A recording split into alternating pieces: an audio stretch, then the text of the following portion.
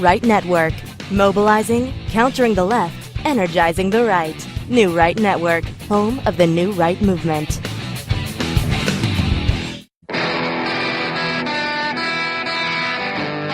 All right, good evening, everybody. Welcome to New Right Network. Tonight, your host, Brian Smith and Kerry Smith, giving you all the late-breaking news of the day, wrapping it all up, exposing the fake news, giving you the real news, and making sense of it, because there's not enough real news outlets out there. Pretty much all of them dropping off like flies left and right, except we've got CNN, we've got footage.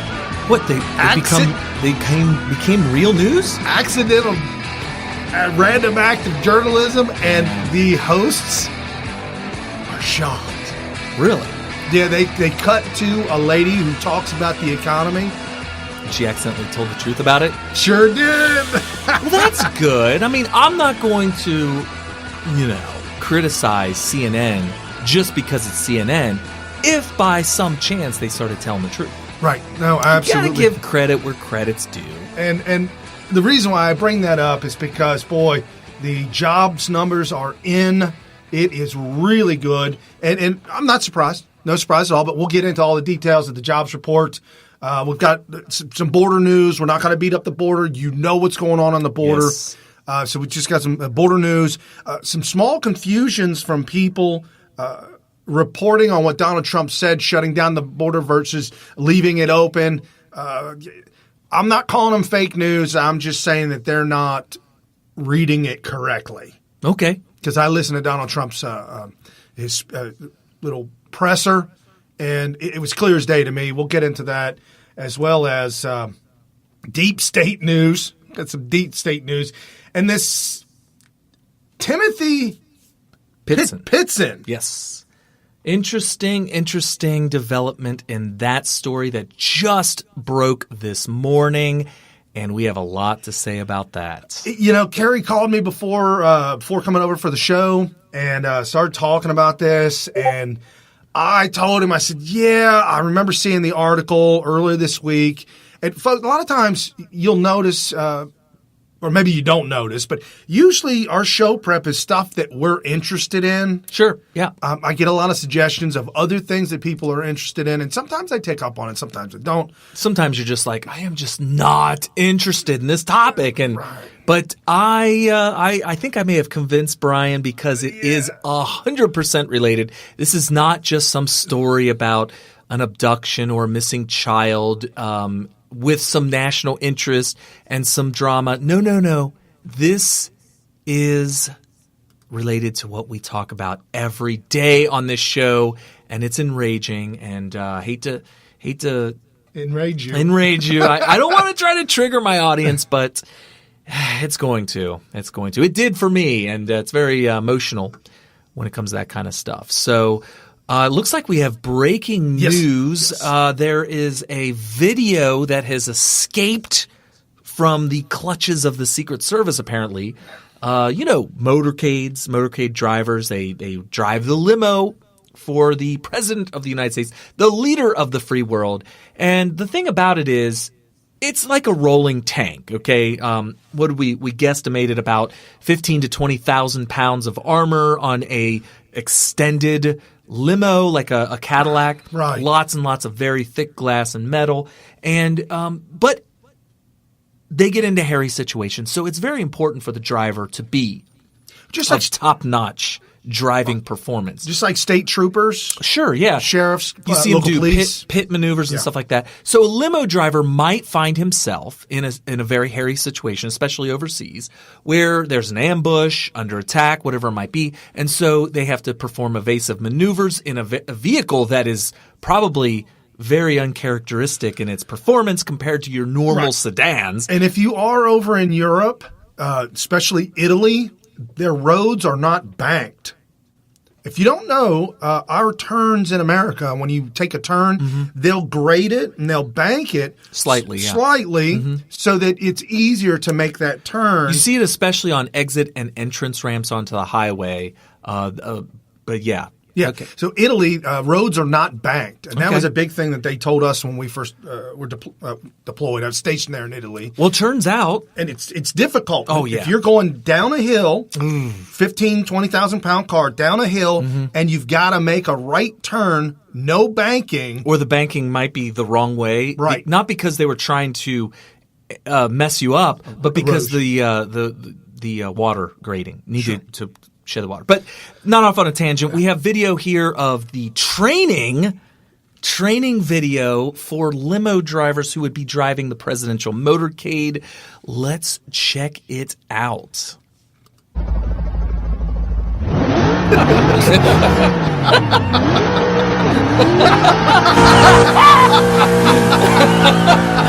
Oh my God. How fast is he going there, Brian? Gotta be somewhere around 150. 150 backwards for those of you audio only. He's in reverse, drifting the track. Unbanked turns, drifting the track. That's got to be bad for the tires. In folks. reverse. Yeah. You can hear he's actually shifting gears in reverse. Oh my gosh, it's too funny. A special transmission that allows multiple gears. Oh man, apparently they put video cameras on the front of this thing. Yes, make sure they catch all angles so he can review the footage. He's still drifting, probably clocking around 190, making it through the straightaways at about 190. Oh my God. That's a special Cadillac from GM. Oh, they're using a drone here to videotape that apparently. Yep. Oh, look at this 180 maneuver. Oh, and he stops right on the line. Yeah. Oh, High-rise intake manifold. It's a doozy. Oh, that is too funny. Oh, for those of you that haven't figured it out about halfway through like I did. Oh, well, hold on. This posted up by a follower and a fan of the show. Oh, that's too at funny. U4Prez, Prez. Follow her. She posted it. I don't know where she got it from, but well, apparently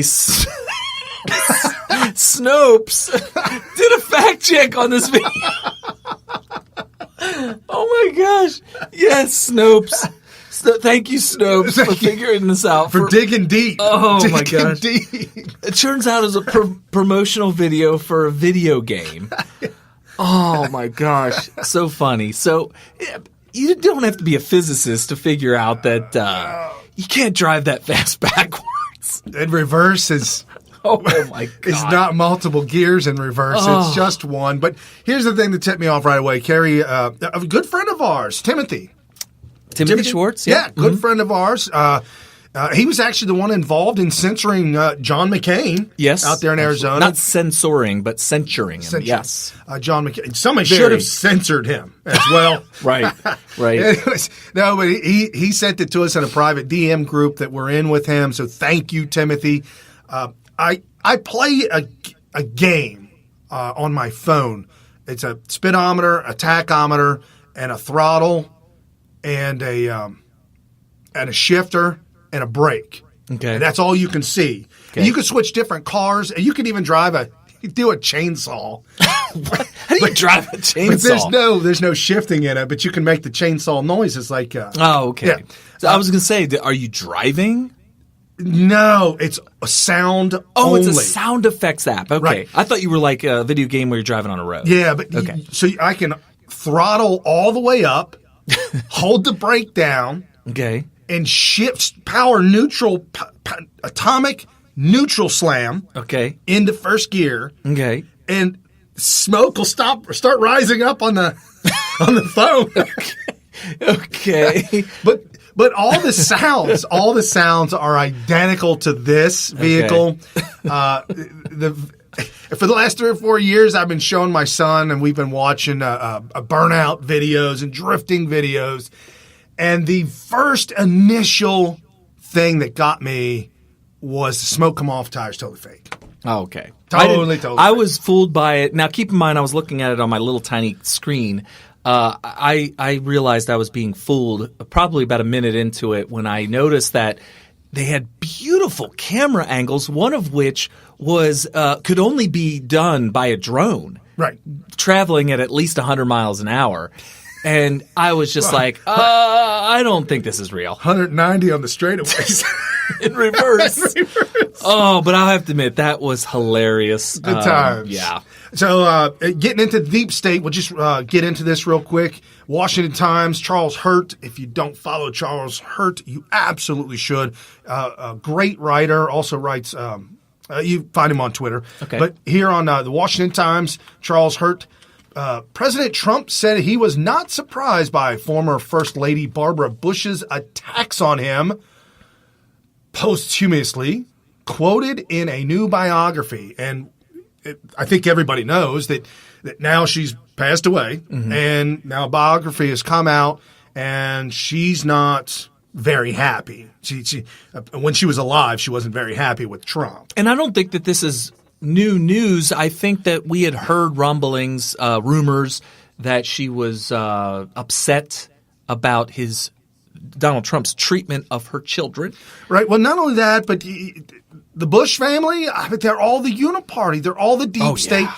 They've all been brainwashed to believe that one world order, globalism, is the progression we all must make in order to avoid what we saw in the early 20th century with World War I and World War II. Like, the borders are the reason why we get into wars.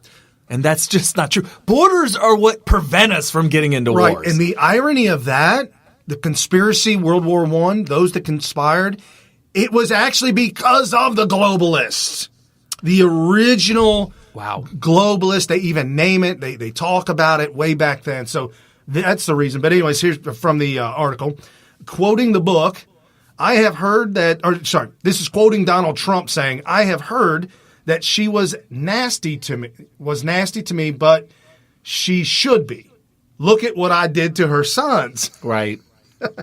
Trump told the Washington Times in an exclusive Oval Office interview in the book, The Matriarch, Barbara Bush, and the Making of a Dynasty. That's why that had to go. The dynasty had to go. USA Today reporter Susan Page quotes the late Barbara Bush, calling President Trump a symbol of greed. Well, I guess if that's what you believe greed is that if being rich means that you're greedy. If he's the symbol of greed, then what is she the symbol of? Interesting. That's a good question. I mean, you're calling the kettle black here. Yeah. I don't know. I guess some people would say they just served the country. You had George H.W. Bush, who served in, I think it was Korea. He served in Korea. It was either Korea or I think it was Korea. Yeah, it would definitely be Korea. It wouldn't be Vietnam. Possibly World War II. I'm trying to think of his age. It's either Korea or World War II, or maybe both. Then he served as the CIA director, and then he served as the president of the United States. And, I will tell you that when we interviewed Gary Byrne, he had great things to say about George H.W. Bush. He said that he was, just very classy, and he ran the joint like a classy person, respected the office. And I commend all of that. But at the end of the day, there were certain deeds, certain policies, certain things that were done while in the White House that we look back. At the time, we were just like, hey, this is what presidents do. This is what presidents have to do. This is what CIA directors have to do. And you look back at it and you realize how far we've fallen from our founding. Yeah. And you got to put some blame on some people for that. Right. Maybe they meant well at the time, but now that we see it's like Karl Marx probably meant well at the time. Like, you know what, I think there's a better way to do this. And he writes the Communist Manifesto, and people read it, and people say, wow, on paper, this looks great. And they don't know that it's going to end up killing tens of millions of people over the next couple, 150 years. You have the 20th century, where communism literally is responsible for well over 100 million deaths. Right. If we could go into a time machine and go back to Karl Marx and say, hey, just want to let you know, you can do whatever you want to do. You do you. But I'm just telling you that your manifesto that you're about to write right now, that you're about to publish, is responsible for tens of millions, probably hundreds of millions of deaths worldwide over the course of the coming 150 years. Right. He might say, really? And he might want to know more information. He might be skeptical, and then I'd have to explain to him how it happened. And then it's possible that he could say, and light it up and say, this can never see the light of day. It's possible. Same can be said for George H.W. Bush, who, some of his ideas and policies about deep state might just be like, maybe we should go a different route. Maybe. Right. But it is what it is, and somebody should be accountable. Right, and this by at Tom Fitton, just talking about the deep state. Massive Clinton email investigation continues. New witnesses today, a top FOIA official in the State Department. Court wants to know if email system was designed to thwart the Freedom of Information Act. Judicial Watch already deposed Clinton Foundation official who set the system up. Check out the video. Just as Tom Fitton said, Judicial Watch is doing the heavy lifting that the deep state should be doing themselves. Got to give a hand to him. Absolutely follow him on Twitter. Stay plugged in with him. We'll keep you posted on breaking new information. And I really, really hope that a lot of people pay for all the things that have been done. Yeah, he's asking the right questions right now as to whether or not it's designed to thwart FOIA. So, the answers to that question are going to be very revealing going forward. Definitely. And so, as we're saying today, today there's breaking news on a story that popped up over the weekend. And CNN reports man found wandering in Kentucky is not Timothy Pison. The FBI says the FBI. So originally the story came out. Yeah, so let's go backwards here to the beginning because we haven't even reported on this at all. So what happened is somebody in Cincinnati, this is what the claim was. The claim was some boy, some 14-year-old or somebody that looks like they're around about that age, walked across one of the bridges. We have 7 of them. To northern Kentucky from Cincinnati and was wandering around and told a woman that he's lost, he was kidnapped, he's looking for, authorities to go to. He just escaped from 2 men that held him captive for 7 years. He said that he was Timothy Pison, the man or the boy who at 7 years old, 7 years prior had been abducted, or so the original story went.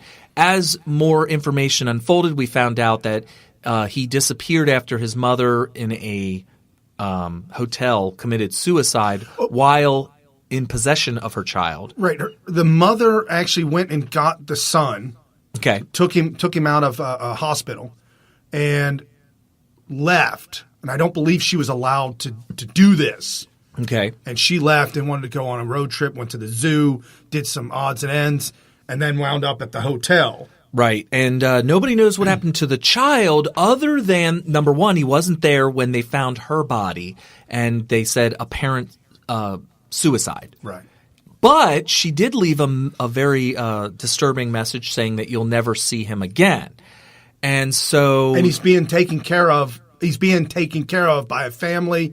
You'll never see him again. Yeah. Not as that she had killed him. You'll never see him again is the key words, though, in that you got to wonder, what did she do, But claiming that he's being taken care of. So it does lend some possibility that if some 14-year-old boy were to show up one day, that it very well could be him because, as she said in her note, he's being taken care of. So he's probably alive somewhere, and one day he will show up. Oddly, it seemed like he showed up in northern Kentucky. So the news locally, this is something you guys don't know because you don't live in Cincinnati unless you are listening to us from Cincinnati. Or our good friend Cheryl in Dayton. Okay, possibly Dayton too. All of our local TV stations started reporting this. I was one of the first people that that was actually watching this on the local news. And I remember my daughter sitting right next to me, and I said, Abby, check it out. This is a crazy story. And it was amazing, heartwarming that a kid that was missing since he was 7 years old, 7 years later, nobody knows what his fate is, and all of a sudden he shows up. And I thought it was amazing. And imagine the feelings of the family, the loved ones and the family members of this child that disappeared at 7, finding out that their family member is now alive, possibly. Yeah, missing since 2011. So Brian will put up on the screen right now the picture that all the local news was showing, and you'll see on the left that there is the picture, the real photograph of the child, the latest one, the best one that they could provide to authorities before the child went missing. Timothy went missing.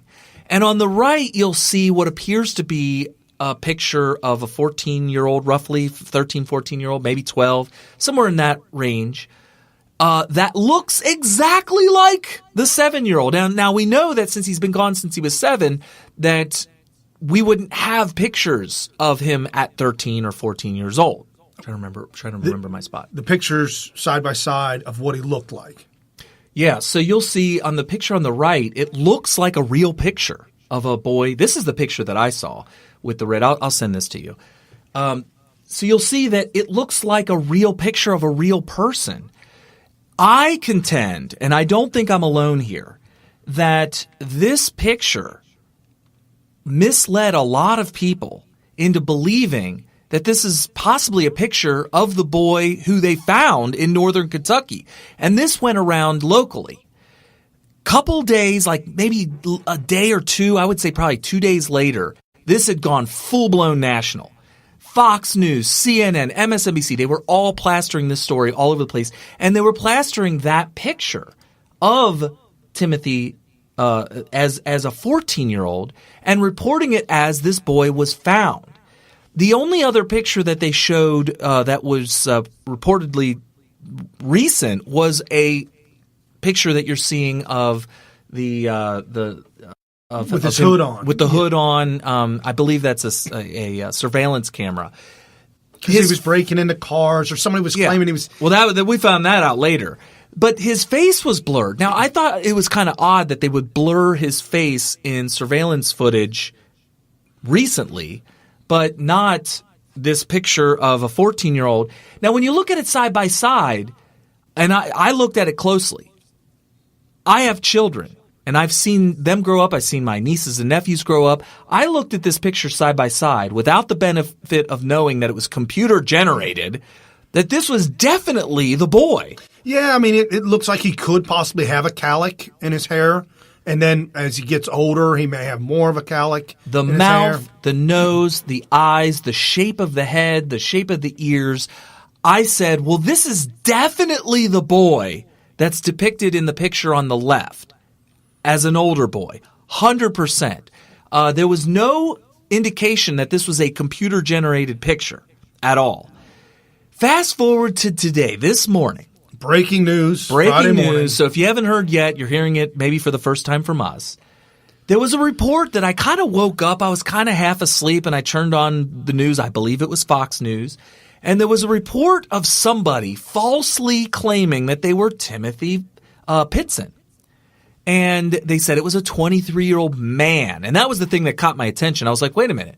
Why would a man be claiming that they were Timothy Pitson? We know that Timothy would be 14 now. So what's a man doing? And they said 23-year-old man.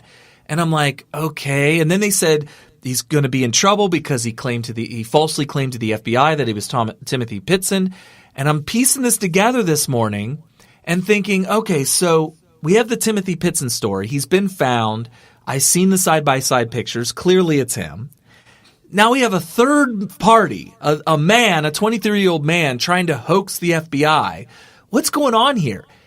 And then I found out that they did a DNA test on this 23-year-old man. DNA testing, I don't know how long it took, but it seems pretty quick. Yeah, and let's rewind real quick, not to go back and forth too much, but they had reported that the boy that they had in custody that was claiming to be Timothy Pitson was in the process of being DNA tested, and they actually reported this, and I remember saying to myself, well, I seen the side-by-side pictures. I think that the DNA test is just going to be a formality. Right. I mean, I could clearly see that this is the boy. And so the DNA test is obviously going to come out positive. Now they're reporting that it's negative. And then Brian's going to show right now the picture of the man picked up in northern Kentucky. You see him there side by side with the last picture of Timothy Pitson from when he was 7. This is clearly not Timothy Pitson. Now, I don't think you need to be a genealogist or any kind of a professional anything. The ears are different. The chin is different. The nose is different. The lips clearly, the top lip is clearly different. Just the ear shapes are different. It's just not different. even close to him. He's 23. This picture of this man looks like at least a 23-year-old. Right. As opposed to the clearly 13, 14-year-old picture that they were plastering all over the news for the past 2 days. Now, I'm not going to sit here and pretend that I was not duped by this story. And I don't think you should either. I think you should do what I did, which is be honest here. This is fake news. This is fake news.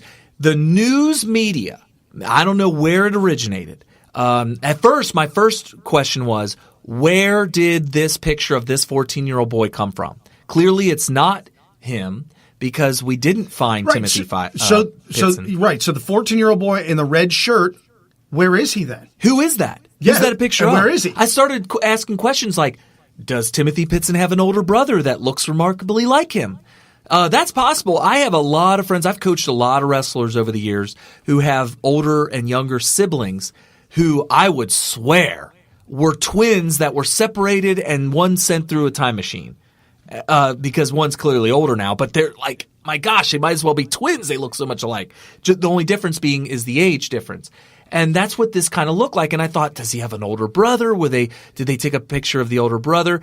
Finally, what's also been hidden from me and everybody else is that the picture originates from a picture from a missing report where they have software out there that will age progress younger children to use a computer program to alter the picture, kind of like photoshopping, to make that child look older. They can make a... They usually do a great, phenomenal, shocking job. What do you mean usually? We're seeing it right here in real time. I would have never guessed, without there being a disclaimer, that the picture on the right that was originally reported for days was not a picture of any real human being and instead was a computer-generated picture that was designed to make the original Timothy Pitson picture look older. Right. So this from the missing people's report helped bring me home. You can clearly see right above the picture of the boy, it says aged processed. Yeah, the one with the kid with the green shirt, it says now aged 10, and the picture above it, above the picture says age progressed. So this is what the computer would kick back if you told it, I want to progress it to age 10. The picture with him in the red collared shirt, clearly done much more recently, looks like a boy who would be around somewhere between the ages of 12 and possibly as old as 15. So this would be even more age progressed. My question is why did the news not show any pictures of the person who was recovered in northern Kentucky? Presumably maybe it's an underage boy, so we're going to protect his identity, whatever. But then why didn't they make it crystal clear to everybody that the picture that they were showing was not of the boy that was picked up, but rather an age progressed using a computer algorithm picture, not even real? I'm contending to you that this is another fake news hoax. They did this on purpose. They hid from you that this was not a real picture, and they hid from you the pictures of the real kid that was recovered, who ended up being a 23-year-old man, in order to turn this into a national headline, to mislead you into thinking. Because what's news? Somebody claiming to be a missing child is never news. Right, but then to be recovered. But even then would not normally be news. When it would become news is when it's believable, like when Elizabeth Smart was recovered. When the one woman was recovered who had a bunch of children who had been missing for like 20 years. That's big news. Right. This only becomes news because they put the fake part in. And they can market it and make money. Yes, this is fake news. Right. This is mainstream media generating fake news to get you interested. I was extremely interested in this. Why? Not because, okay, sure, they recovered a missing child that's been missing for so long. That's interesting. But in order to make it a real news story, they had to make it believable. The only way they can make it believable is by plastering the internet and mainstream airwaves with this fake picture. It's fake news, and it's just one more of the logs you can pile on to the fake news fire. Right. This one's burning. Bonfire. CNN, obviously, they blurred out the picture of the 23-year-old. Fox News did not blur it out, and so that's where we've got I'm outraged by it. I'm outraged. But they're all involved in it. It makes them money. It makes them money. Ugh. And to the real news, we're going to get to some real news. We're going to talk about some real news now, and we're going to end the show. Don't worry, folks. We're going to end the show on probably the happiest news yet. You should have ended it with the limo driver. We can certainly play it again. We can replay it. For those of you who didn't catch the very beginning of the show. Too funny. You're going to get some good news at the end. But until then, this at Heart of the Lion 7. She posted the video clip of Donald Trump with, you'd see Marco Rubio in the background. And quote is, "We're going to close the border down and we're going to keep it closed for a long time. I'm not playing games." President Trump. We have right now 2 big caravans coming up from Guatemala. Massive caravans walking right through Mexico. So Mexico's tough. They can stop them, but they chose not to. Now they're going to stop them. And if they don't stop them, we're closing the border. They'll close it. And we'll keep it closed for a long time. I'm not playing games. Mexico has to stop it.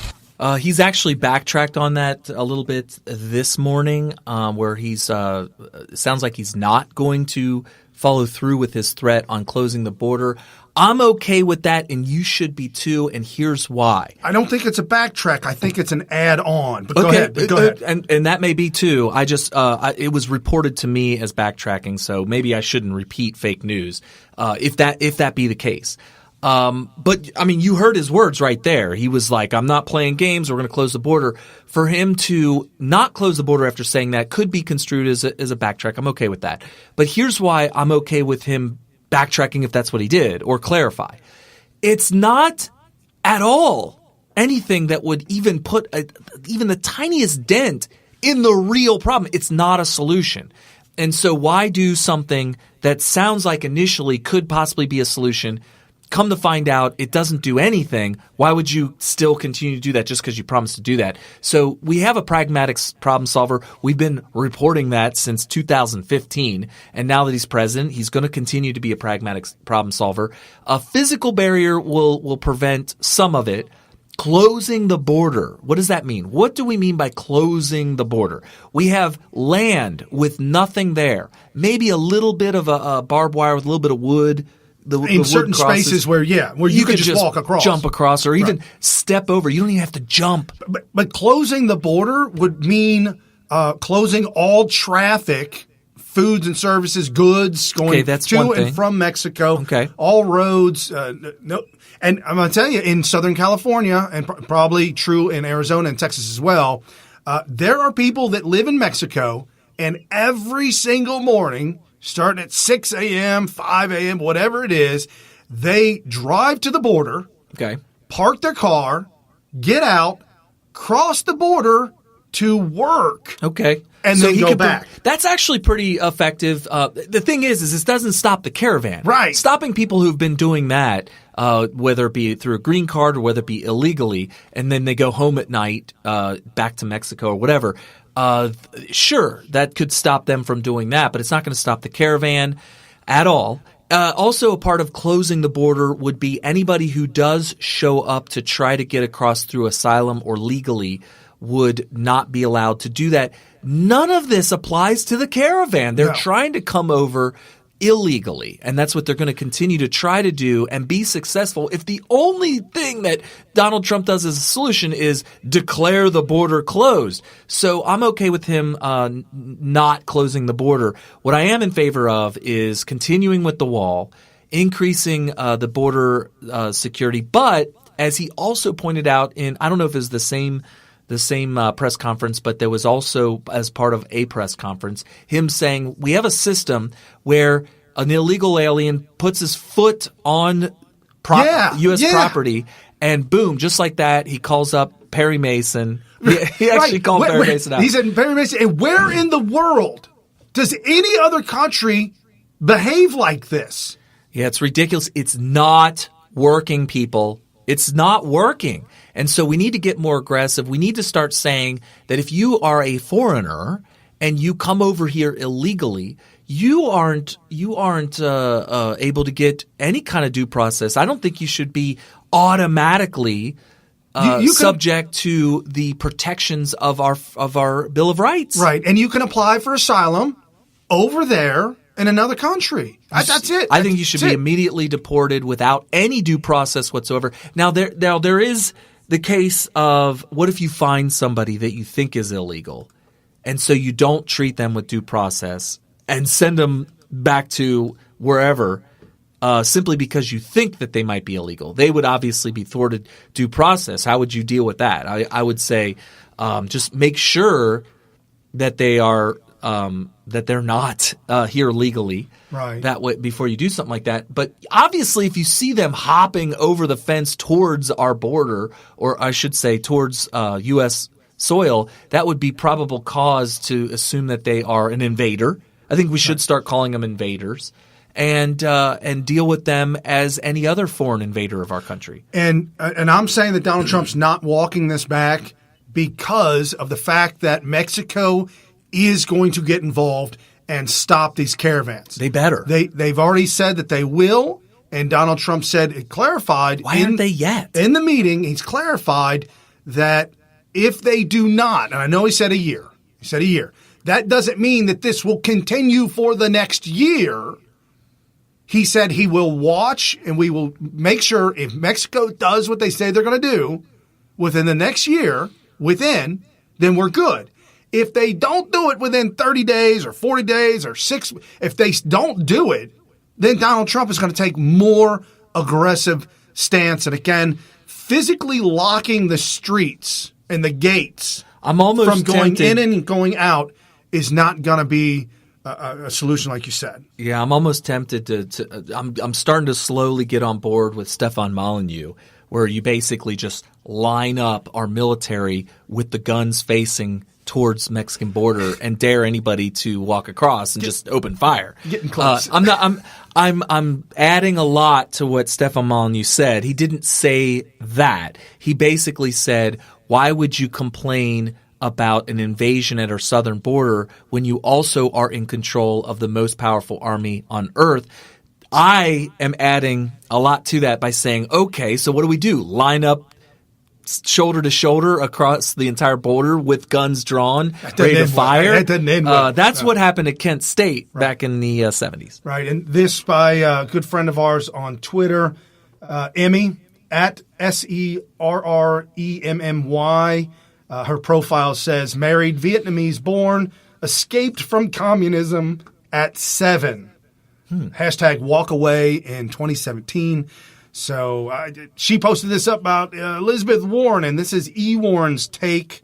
And I think what we have to do on our side is first we call it out, but then we really do turn to the substance. We stop giving it so much airtime. We just turn to the substance. We call out racism. We call out hatred wherever it exists. We say we're not going to be part of it. Why, for example, on immigration, we're not going to build a wall that is a monument to hate and division. That's what that's really. That's not about border security. The security issue that he's raising, this emergency at the border, is fake. The whole point of that wall is to get his folks stirred up around the notion of hate. We call it out. We say no. We fight it. She said something really revealing there. Did you hear it? Because it is a huge, huge insight into the thought process of not only Elizabeth Warren, but anybody who hears that and says, right on, sister, right on. And that is that the wall is there to divide us. And I'm like, wait a minute. we're the United States of America. We are united amongst our 50 states. Right, a sovereign country. Yeah, the wall is – I understand the idea of division, dividing between the right and the left, dividing between white and black or different races, and it being a problem in America. But to conflate that kind of division, which is obviously – I don't like that. I don't want to look at a fellow citizen and think of them as an enemy, somebody that – They're like wall off California because we don't want California anymore. That's not – Yeah, I don't like that. But to say that we don't want a wall between the United States and Mexico because we should all be united is a glaring admission of globalism and of the ignoring of the sovereignty of any nation, but particularly her own nation, the United States of America. She doesn't respect its own sovereignty. And that's a very, very big takeaway that I have from that. Division, a wall between us and a foreign country is the kind of division that the Democrat Party doesn't want any part of. Why? Because they don't care about America. They want it to be a globalist one world order, basically. Yep. And it doesn't work. No. It's been a massive, massive failure. And this at Real Saavedra, Ocasio-Cortez claims without evidence that CBP officials on the border are deliberately trying to cage children and inject them with drugs because of their national origin. Wow. At least I'm not trying to cage children in the border and inject them with drugs. That's not a mistake. That is a deliberate policy to attack people based on their national origin. That's not a mistake. That's just hatred. That's just cruelty. That's just wrong. Is she trying to talk like a kindergartner? It sounds like she's changing her voice to sound like a little toddler, like a child. Almost like she's whining, throwing a temper tantrum. She's definitely like talking. Mocking. She's definitely talking down as if literally, we're the children. She put the. Is that what it is? Yeah, that's the way like kindergarten teachers or first grade teachers. And I'm gonna tell you right now, some of them first grade and kindergarten teachers, when I run into you on the streets, you gotta work on getting. Because that's for the kids. That's not for grown-ups. No, I get that in coaching too.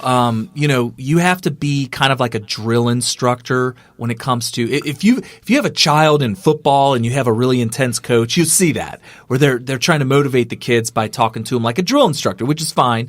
And they are talking to children and they're adult and whatever. There's a certain amount of authority you have over those children. Right.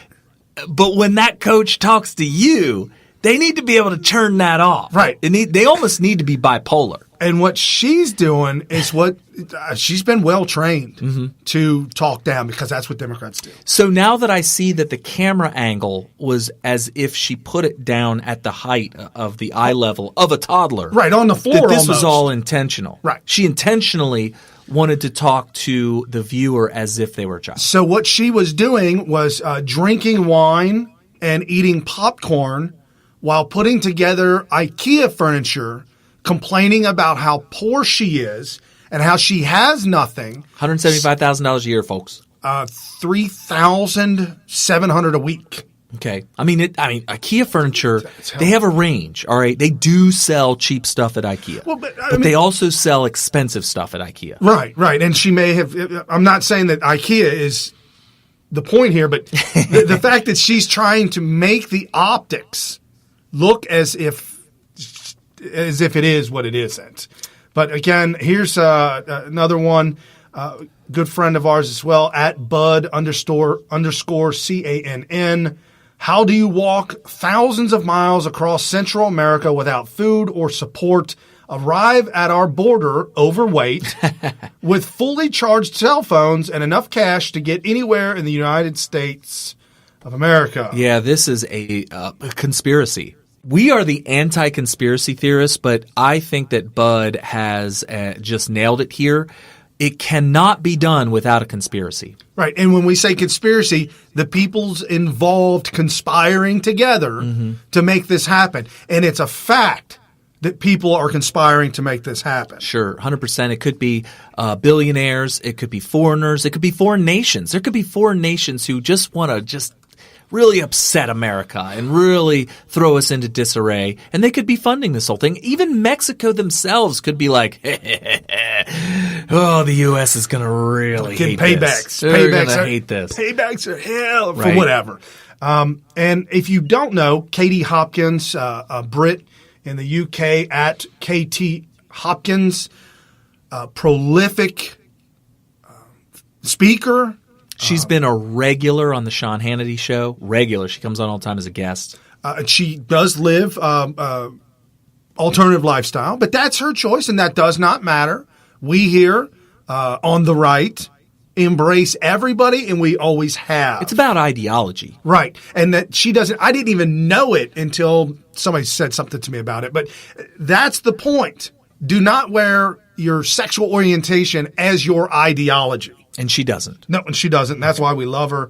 And here's her dire warning. Here's her dire warning to Americans from the UK. America needs to wake up to Ilhan Omar. She's changing right before your eyes. And there are 3 simple steps to the Islamification of politics. We've already lived it here in the UK. Number 1, you have a voting bloc of people that are densely packed together, the same communities, Somali communities, Bangladeshi communities, 4 families living where one family used to live. And now you have them voting according to their religion, facilitated by the mosque. Funding can flow in. You have the Muslim Housing Association. We have a Muslim Police Association. We have events, especially for the Muslim community of London. We have an Eid celebration in the middle of London in Trafalgar Square, paid for by the Muslim Mayor of London to keep his voting bloc happy. And once you have people voting according to their religion, funded by funding streams coming in from God knows where, you'll see the changes start to happen. You're seeing them now. For us, it means that we no longer have bikinis on our underground because it would be offensive to some of the locals. It means that certain individuals can no longer come to our country because we don't want to upset local communities. And it means that Asia Bibi, for example, a Christian woman, was not given a place to stay here in the UK because we don't want to upset local communities. Once you have Islam in political power, your culture starts to change rapidly. You started this by allowing head coverings to be worn inside your positions of power. You've seen Ilhan Omar change from having this kind of modern-looking, exotic-looking, bright orange, how very fabulous, into now this darker, blacker head covering. Now we're coming out and speaking out against Israel. Now we're saying that the president should be impeached. Now we're standing by the socialist Maduro in Venezuela. America needs to wake up to Ilhan Omar. I think I have. I think a lot of people have. I think that the outpouring of outrage against her and her ideology as a congresswoman has been it's been out there. So that's a good thing. There's good news about this. There's like all these things that are happening, these movements that are so corrupt or so corrosive and evil that the people who are fighting against them are worried they're losing that battle. And I'll tell you what, I think she's been very seriously marginalized. Heck, even AOC has been very, very seriously marginalized when she put together her new Green Deal. Right. Put it up, it came up for vote on purpose because Mitch McConnell knew, or maybe it was whoever it was that put it up on the floor, knew that it was going to get destroyed. It got, I think it was because it was 47-0 with everybody else voting present. They just voted president, didn't even vote. That was Mitch McConnell, that's right. And as we reported on Wednesday, and I mentioned again yesterday on Thursday, and I've got to mention this again today, from some great followers, great minds out there that are friends with us, that are doing some great things on the YouTubes or the Twitters. This at Hey, it's Carolyn on 11/1890. The 101st Congress quietly repealed the McCarran-Warren Act of 1952, forbidding Muslims from holding office. That's a shock to me. Those who voted, Joe Biden, Mitch McConnell, Nancy Pelosi, Chuck Schumer, Al Gore, John Kerry, John McCain, and Dick Cheney. This Warren McCarran, this act, Islam is not allowed in the United States. I'm saying it again. Islam is not allowed in the United States. The ideology is the opposite of ours, our way of life. Everything about America is the opposite. And again, I'll show you some pictures. And the thing that's blowing my mind is liberals have for many, many years, since the early 80s, I think, all the way up until very recently, have demanded that any sign whatsoever of Christianity on any kind of public surface whatsoever be removed. That's why you have all the Ten Commandments being removed from all kinds of courthouses, Ten Commandment monuments, the stone tablets in the yards of the, wherever. If it's on public property, it has to be removed. Those same people have a completely opposite stance on Islam, where it needs to be embraced, it needs to be allowed, it needs to be supported in our public areas. This by a friend of ours on Twitter as well, at HM75015. Thanks for reminding us about female empowerment. Hashtag Paul Joseph Watson. And this is Paul Joseph Watson out of the UK. And for those of you audio only, this looks like a regiment, military regiment of women in head garb, head to toe. You can only see the eyes. And they're doing their morning singing prayers. Remember, the Islamic headscarf is a symbol of real feminism. This is what we're talking about when it comes to Islam. This is what we're talking about. And in the 1970s, you check out some of these pictures from the 1970s of what women looked like and dressed like in Iran before the overthrow and the installation of the Ayatollah Khomeini. And with that being said, let's get to some good news. Good news. Happy times. Secretary Acosta, year-over-year wage growth 3.2% for 8 straight months. Year-over-year average hourly earnings growth eclipsed 3%. 3.3% unemployment rate for adult women. Folks, this is phenomenal news. There's a lot of people on the left that are downplaying the economic numbers that are coming out. I'll get to the downplayer and how goofy he is. But Acosta tweeted out multiple times all morning this morning, matched the lowest since 1953. More than 1.5 million jobs have been created since January 2017. January 2017, 5 million jobs have been created in this economic boom. 3.8%, marking the 13th straight month of unemployment rate was at or below 4%. Remember, folks, we're under 4%, which technically is fully employed. Right. This at Ronna McDaniels. She is a phenomenal woman. We couldn't be blessed with a greater woman, the chairwoman for the GOP. Another strong jobs report, 196,000 new jobs in March. Wages still rising. Unemployment at 3.8%. A generational low. Thank you at Real Donald Trump. And then I promised you the CNN video how they accidentally, they step in it. Okay, some breaking economy news. The Labor Department releasing the latest jobs report from March. Chief Business Correspondent Christine Romans has been scrambled to join us right now with the new number. Yeah, hot off the presses. Look, it was a strong number. I'm going to tell you, overall, we had a strong number here, 196,000 net new jobs. That's a bounce back. Remember February? That's been revised now, but February was something happened there with the weather, or there was some corporate caution. But overall, you're seeing a rebound here, and companies are aggressively hiring again. The unemployment rate steady at 3.8%. That's basically a generational low. And so you can see CNN clearly biting their teeth having to report on that. And this by the Senate GOP at Maria Bartiromo. The bottom line is this. Employers are still hiring in a robust way. Hashtag jobs report. And this video by Maria. This is a very strong report. It shows that hiring did resume after a little brief downtrend in the month of February. Actually, it wasn't really a downtrend. It was only 20,000 in February. But now you've got 196,000 in the month of March. January was also revised upward to show a gain of 33,000. A lot of numbers here, but the bottom line is this. Employers are still hiring in a robust way. What I like about this report is that you've got growth in jobs and the economy, but you don't have inflation. So wages were up. Month over month, they were up 0.1%. That was below expectation. The expectation was up 0.4%. But year over year, they were up 3.2%, again below estimates. But you're talking about wages up on average over the year about 3%. Here's the first raise Americans have gotten in a long time. Here's some of the numbers that we're looking at here. The unemployment rate did hold steady. That headline rate we always look for, 3.8%, still historically low. That's the lowest level in almost 50 years. Average hourly pay, to your point, Maria, rose 3.2% from a year ago.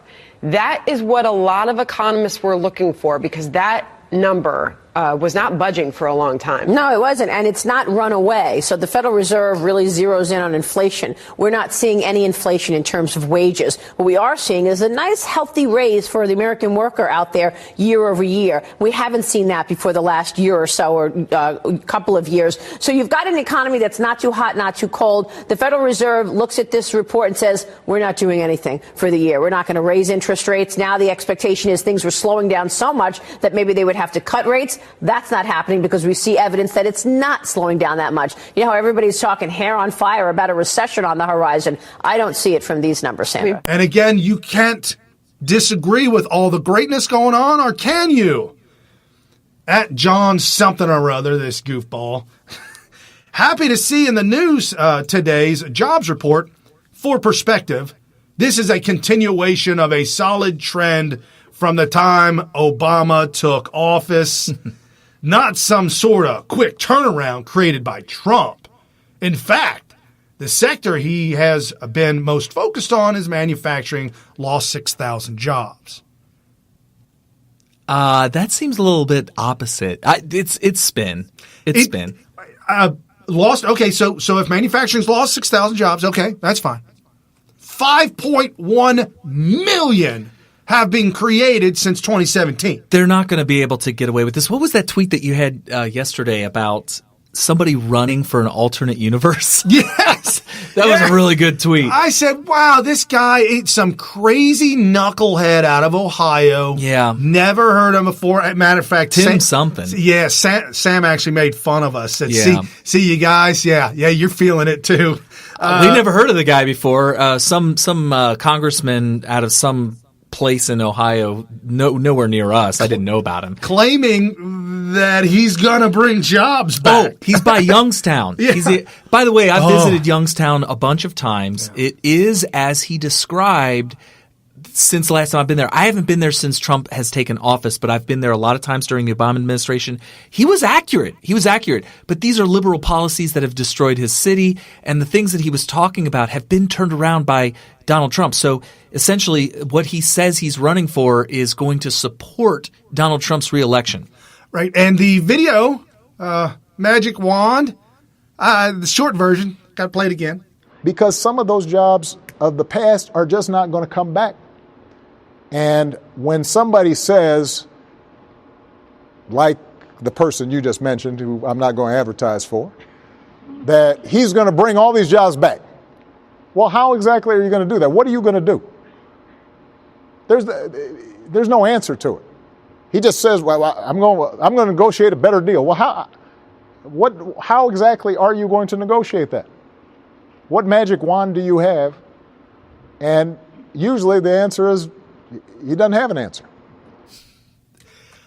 Listen to Barack Obama. Yeah. Listen to his words. Yeah. I mean, it's... I'm sorry. You can't get it. Those are his words. The only way you can reconcile that statement is to imagine, I guess, that Donald Trump does in fact have a magic wand. Truly, he does. Don Jr. tweeted out and told us so. Magic wand at Barack Obama. There you go. Good times. There's no way they're going to be able to defeat him in this next presidential election. They're just not going to be able to spin the news in a way that is going to be believable by anybody. Right. Absolutely. And folks, you're listening to New Right Network tonight. Your host, Brian Smith. Kerry Smith. Giving you all the real news, making sense of it all, wrapping it all up, exposing the fake news every single day, Monday through Friday, 7 to 8 p.m. Eastern. Check us out wherever you're on the Facebooks, the YouTubes, and on Twitter. Everywhere. We're all over the place at New Right Network on Twitter. Carrie's handle is at Smith Radio, and mine's at Brian P. Smith. Thank you so much for all your support and all the Patreons, all your support. Continue to help new news media. Jump over to smith.tv. And as you can see, I just got this in the mail. Awesome. Anyways, happy Friday. Enjoy the rerun of the limo. Donald Trump's limo in training. Too fun. And we'll see you guys back here again on Monday. But enjoy your Friday and enjoy your week. Have a good weekend.